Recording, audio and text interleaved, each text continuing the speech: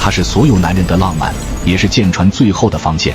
每秒166发的1130近防炮到底有多厉害？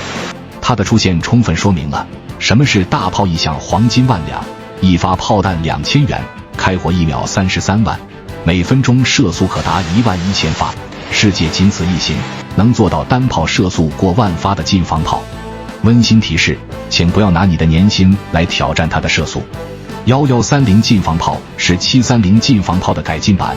采用了11根30毫米转管式自动火炮设计，每个枪管的射速高达每分钟1000发，射速大约是730近防炮的 2.62 倍。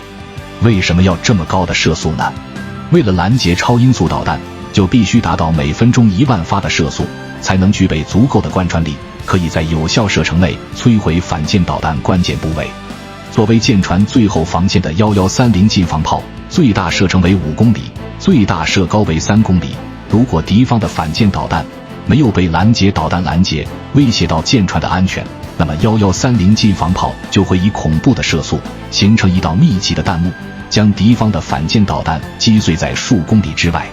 1130近防炮作为盾舰黑科技，它最厉害的并不是射速有多快，而是它配备了先进的数字化火控系统，自动瞄准技术，可以在1分钟内对6个目标进行拦截。